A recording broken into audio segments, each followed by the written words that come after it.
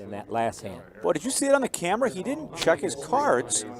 He never looked at his cards, and he made the call. He doesn't know it, but we know it. He's got pocket queens.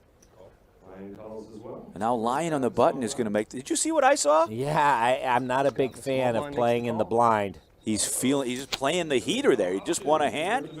He just threw the chips in and made the 50K call. That's kind of like driving in the fog. I'm not a big fan of that either, but it can be thrilling and exciting at times. The problem there is he probably should have raised, and it probably would have gotten.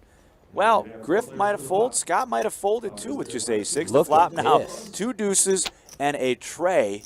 Wow, Lion getting the big piece of meat, as they often do out there in the jungle.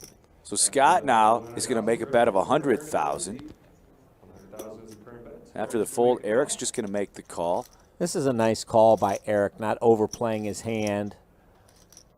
It's kind of a defensive trap. You're beating a lot of hands, but you're losing to anybody that has the deuce. The Lion's going to raise to 325,000. That should get Scott out of the way, as it does.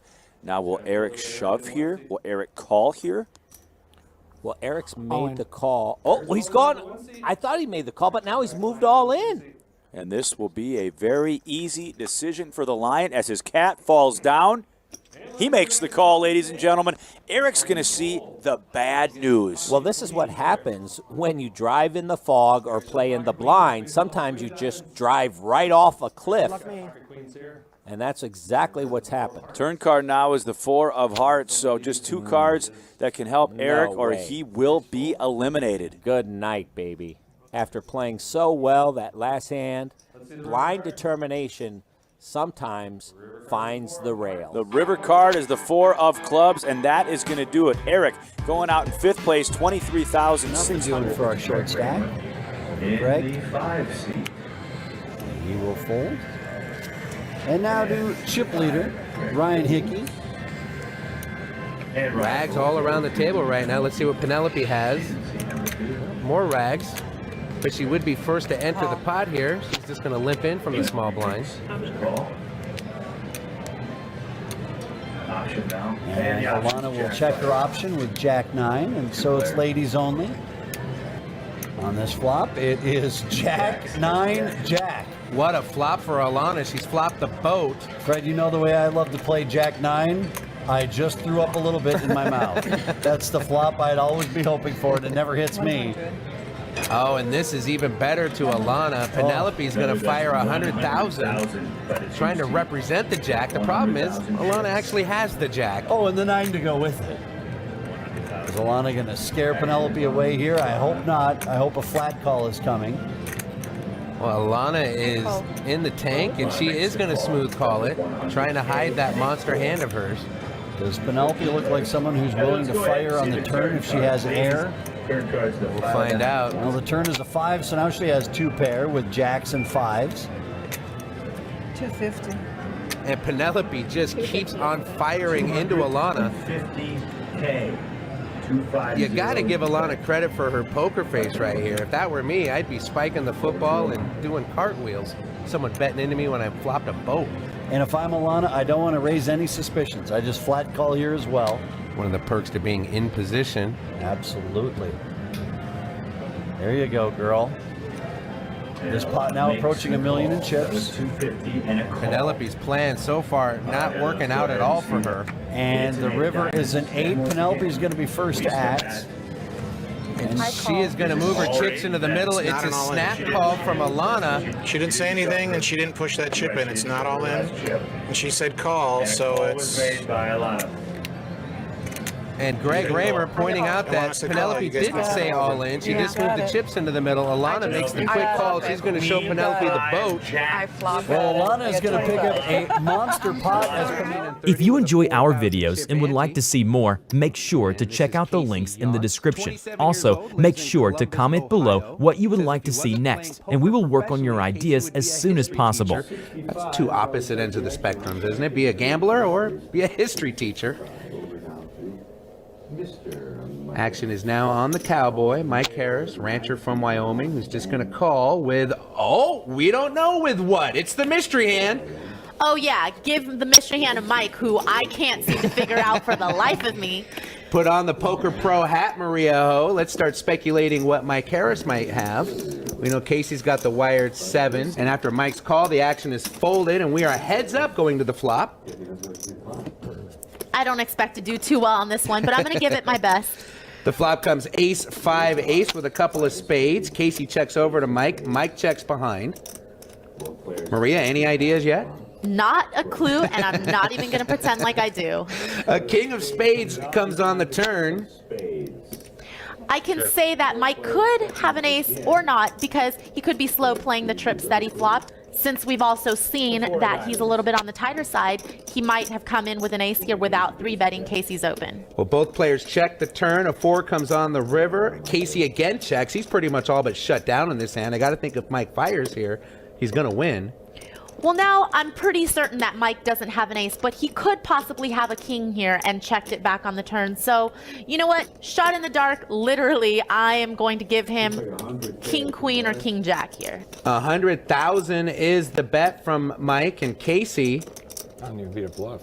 has the best hand, but I think it's hard for Casey to fold here. Mike opted to not bet the flop nor the turn, and I think now Casey's just going to have to call and hope he has the best hand.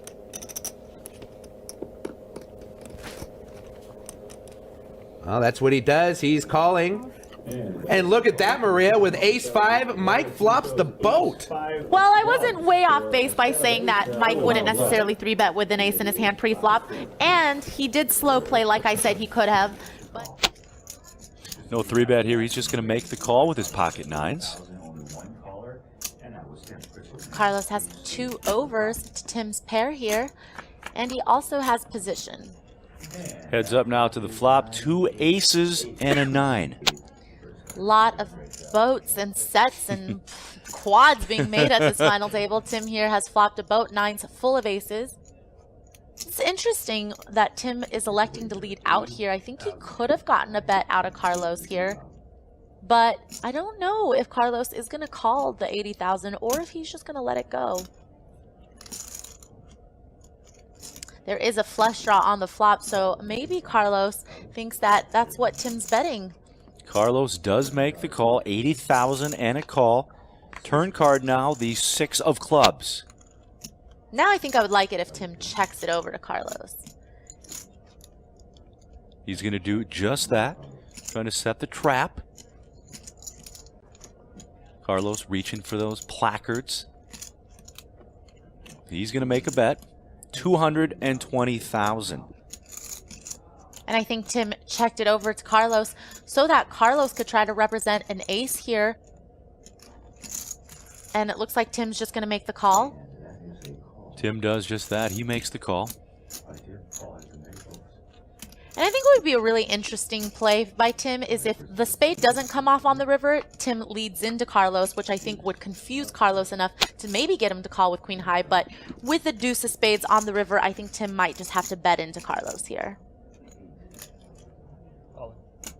And it's an all-in bet. And Carlos is going to fold. And he shows his pocket 9s. Will crown a champion tonight. It's going to happen. Blinds are 100, 200,000 with a 30K ante. So the price of poker has definitely gone up. Heads up poker, the small blind is the button and is first to act. And we're seeing some aggression from the button from Jose.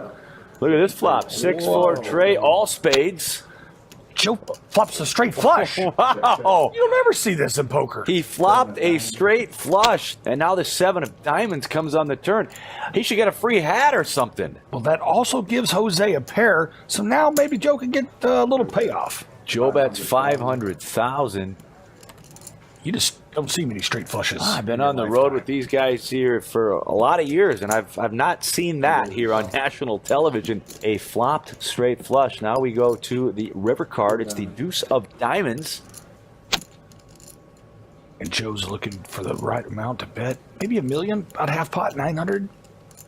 Feels about right. Maybe 8, because there's so many straight cards on the board. Maybe he'll only bet 800. Of course, I think he's going for the maximum payday. 1.2 million. just in case Jose's got a straight or two pair. He's going for the max. Wow, he's going to call him. They flip over the cards, and Jose's going to realize I'm not only beat, but I'm beat by a straight flush. Just barely got me.